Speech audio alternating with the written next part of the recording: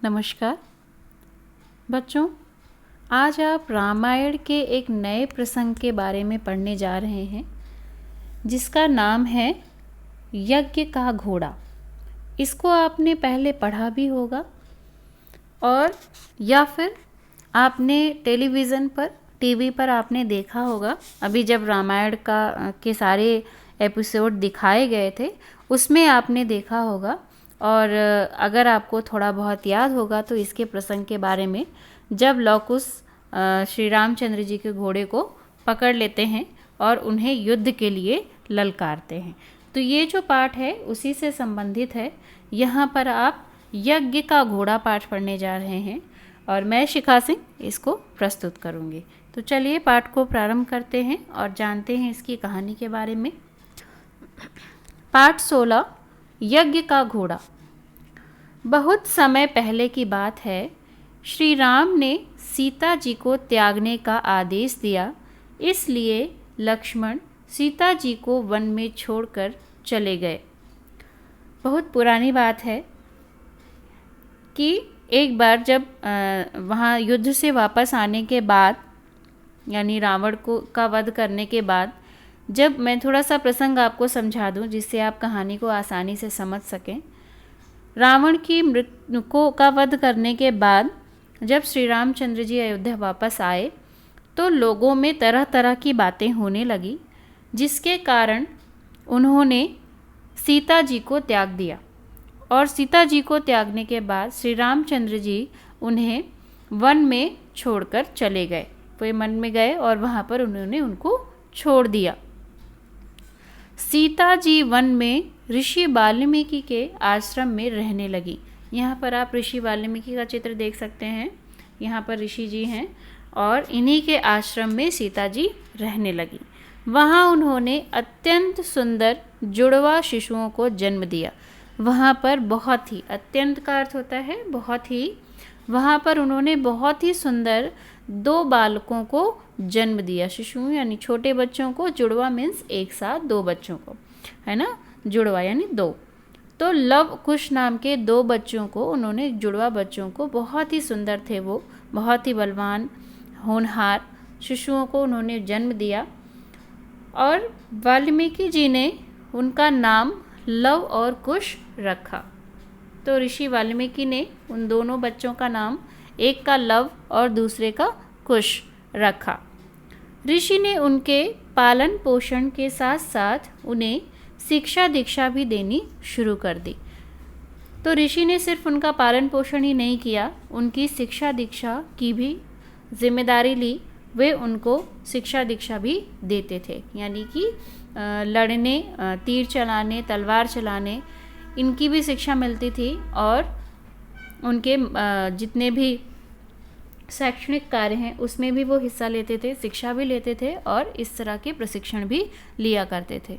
ऋषि ने संपूर्ण रामायण को श्लोकों के रूप में उन्हें कंठस्थ करवा दिया था। ऋषि वाल्मीकि ने संपूर्ण मीन्स पूरे सारे रामायण के जितने भी श्लोक थे उनको उन्होंने कंठस्थ करवा दिया था, यानी कि याद करवा दिया था।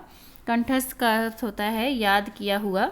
उनको उन्होंने सारे श्लोक याद करवा दिए थे। लव कुश जब थोड़ा बड़े हुए तो ऋषि ने उन्हें अस्त्र शस्त्र भी चलाना सिखाए, और जब वो थोड़े से बड़े हो गए तो उनको अस्त्र शस्त्र विद्या भी सिखाई गई। कुछ ही समय में वे दोनों युद्ध में पारंगत हो गए। पारंगत होना यानी कि निपुण होना। कुछ ही समय के बाद वो दोनों बालक सभी विद्याओं में निपुण हो गए। एक दिन राजा राम ने चक्रवर्ती सम्राट की उपाधि पाने के लिए अश्वमेध यज्ञ का आयोजन किया। चक्रवर्ती यानी चारों तरफ इन्हीं का साम्राज्य हो, इस उद्देश्य से राजा राम ने अश्वमेध यज्ञ का आयोजन किया। यज्ञ में अनेक राजाओं ने भाग लिया। सभी राजाओं ने सर्वसम्मति से श्री राम का आधिपत्य स्वीकार कर लिया। सभी राजाओं ने यह माना कि नहीं, श्री राजा राम ही चक्रवर्ती सम्राट बनने के योग्य हैं, इनको यह उपाधि अवश्य मिलनी चाहिए। यज्ञ में यह घोषणा की गई कि श्री राम द्वारा छोड़ा गया घोड़ा जिस जिस राज्य से होकर गुजरेगा उस राज्य पर श्री राम का अधिकार होगा। उन्होंने एक घोड़े को छोड़ा और ऐसा ऐलान किया गया, ये घोषणा की गई कि जिस जिस राज्य से यह घोड़ा होकर गुजरेगा वह राज्य प्रभु श्री राम का हो जाएगा। जिस राजा को यह शर्त स्वीकार न होगी वह घोड़े को रोक सकता है, और जो भी यह इस योजना से इससे सहमत नहीं होगा वह घोड़ों को अगर पकड़ लेता है तो उसको फिर युद्ध करना होगा श्री राम जी से। तो इस वजह से उस घोड़े को छोड़ दिया गया कि जहाँ जहाँ से ये गुजरेगा अगर कोई विरोध नहीं करेगा तो वह राज्य श्री रामचंद्र जी का हो जाएगा, अगर कोई इसको रोकता है तब वहाँ पर युद्ध करना पड़ेगा। वह घोड़े को रोक सकता है, जो भी घोड़े को रोकेगा उसे श्री राम के साथ युद्ध करना पड़ेगा, और अगर किसी ने भी इस घोड़े को रोका तो उसको श्री राम चंद्र जी से युद्ध करना पड़ेगा। सफ़ेद घोड़े को गहनों व सुंदर वस्त्रों से सुसज्जित करके छोड़ दिया गया। एक सफ़ेद घोड़े को, यहाँ पर आप देख सकते हैं चित्र में, एक सफ़ेद घोड़े को बहुत ही अच्छी तरह से सजाया हुआ, सुसज्जित यानी अच्छी तरह से सजाया गया, उसको सुंदर कपड़े पहनाए गए, आभूषण पहनाए गए, है ना, और उसको छोड़ दिया गया। और घोड़े के गले में उपरोक्त घोषणा लिखकर लटका दी गई, और घोड़े के गले में यह बात लिख दी गई कि जो कोई भी इससे सहमत नहीं है, इसका विरोध करता है, वो घोड़े को पकड़ सकता है, लेकिन उसके बाद उसको श्री राम से युद्ध करना होगा। यज्ञ का घोड़ा घूमते घूमते ऋषि वाल्मीकि के आश्रम के समीप पहुंच गया। जब लव कुश ने सुंदर घोड़े को देखा तो उसे पकड़कर आश्रम में ले आए, और जैसे ही लव कुश ने उस सुंदर से घोड़े को देखा और वे आश्रम में पकड़कर उसको ले गए। घोड़े के पकड़े जाने का समाचार सुनकर श्री राम का भाई शत्रुघ्न सैनिकों के साथ वहां आ पहुंचा, और जैसे ही उनको पता चला कि घोड़े को पकड़ लिया गया है तो ये सुनकर श्री राम के अनुज, श्री राम के छोटे भाई शत्रुघ्न सैनिकों के साथ वहां पर पहुंच जाते हैं। जब शत्रुघ्न ने घोड़े के साथ बालकों को देखा तो उन्हें समझाने का प्रयत्न किया। उन्होंने देखा कि ये तो घोड़े को किसी दो छोटे छोटे बालकों ने पकड़ रखा है, तो उन्होंने पहले उनको समझाया कि ये घोड़ा श्री रामचंद्र जी ने छोड़ा है और इसको आप छोड़ दीजिए, ये खेलने की चीज़ नहीं है, बच्चों की चीज़ नहीं है, इसको छोड़ दो। जब वे दोनों घोड़े को छोड़ने के लिए तैयार नहीं हुए तो शत्रुघ्न ने उन्हें ललकारते हुए कहा कि यदि तुमने घोड़ा नहीं दिया तो हमारे साथ युद्ध करना पड़ेगा। जब बच्चे उनके कहने पर, शत्रुघ्न के कहने पर नहीं मानते हैं तो उन्होंने कहा कि अगर तुम इन दोनों इस घोड़े को नहीं छोड़ते हो तो आपको हमारे साथ युद्ध करना पड़ेगा। बालक तो जैसे युद्ध के लिए तैयार बैठे थे, उनको इस बात की कोई भी चिंता नहीं थी कि हम युद्ध में हारेंगे या जीतेंगे, वो तैयार बैठे थे। उन्होंने कहा कि हम तैयार हैं। उन्होंने धनुष बाण निकाल लिया, वैसे ही बालकों ने धनुष बाण निकाल लिया। दोनों ओर से बाणों की वर्षा होने लगी। कुछ ही देर में बालकों ने सभी सैनिकों को मार गिराया और शत्रुघ्न को भी वहाँ से भाग जाने को विवश कर दिया।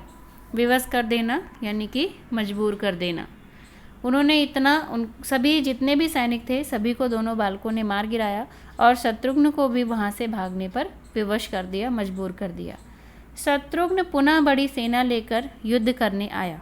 शत्रुघ्न फिर से और सेना लेकर युद्ध करने के लिए उपस्थित आ गए। भयंकर युद्ध हुआ और शत्रुघ्न को दोबारा हार का मुँह देखना पड़ा। भयंकर युद्ध होने के बाद शत्रुघ्न को दोबारा हार मिली, दोबारा उनको हार का मुँह देखना पड़ा। अतः श्री राम को युद्ध के लिए स्वयं आना पड़ा। सीता जी ने जब श्री राम के आने की बात सुनी तो वे भी आश्रम से बाहर आ गई, और जब श्री रामचंद्र जी को ये बात पता चली कि वहाँ पर लव कुश नाम के कोई बालक हैं जिन्होंने सभी सैनिकों को मार गिराया और शत्रुघ्न को भी युद्ध में हरा दिया, तो उनको स्वयं वहाँ पर युद्ध के लिए आना पड़ा। सीता जी ने जब श्री राम के आने की बात सुनी तो वे आश्रम से बाहर आ गईं। श्री राम को देखकर वे लव कुश से बोलीं, नहीं वत्स, ये तुम्हारे पिताजी हैं। उन्होंने बच्चों से कहा कि इनसे आप युद्ध नहीं कर सकते क्योंकि ये तुम्हारे पिताजी हैं, इनसे युद्ध मत करो। माँ की बात सुनकर उन्होंने अपने शस्त्र फेंक दिए और जैसे ही उनको ये बात पता चली कि ये उनके श्री रामचंद्र जी उनके पिता हैं, उन्होंने अस्त्र शस्त्र फेंक दिए। श्री राम ने सीता जी को पहचान लिया। जब उन्हें पता चला कि लव और कुश उन्हीं के पुत्र हैं तो उनकी खुशी का ठिकाना नहीं रहा। उन्होंने हर्ष के साथ उन्हें गले लगाया, उन्होंने प्रसन्नता के साथ उनको गले से लगा लिया। युद्ध विद्या में पारंगत एवं व्यवहार कुशल पुत्रों और सीता जी को अयोध्या ले जाने के लिए श्री राम ने वाल्मीकि जी से अनुमति मांगी। उन्होंने उनसे अनुमति मांगी, स्वीकृति मांगी, इजाज़त मांगी कि वे उनको राजमहल वापस लेकर जाना चाहते हैं। वाल्मीकि जी ने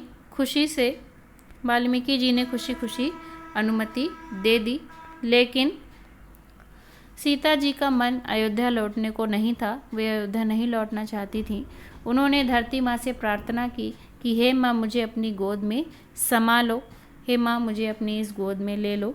उसी क्षण धरती फटी और सीता जी धरती में समा गई, और वैसे ही तुरंत वहाँ पर धरती फटी और सीता जी उसी धरती में समा गई। सभी देखते रह गए। श्री राम अपने पुत्र को लेकर दुखी मन से अयोध्या लौट आए। सीता जी वहाँ पर नहीं जाती हैं और इस तरह से श्री रामचंद्र जी दुखी मन से अपने दोनों पुत्रों को लेकर अयोध्या लौट आते हैं। ये आपकी कहानी है। आशा करते हैं आपको समझ में आई होगी कि यज्ञ का घोड़ा कहानी में हमने सिर्फ एक छोटे से प्रसंग के बारे में पढ़ा है, जो कि बहुत ही महत्वपूर्ण है रामचरितमानस में, रामायण में। तो आशा करते हैं आपको ये पाठ समझ में आया होगा। धन्यवाद।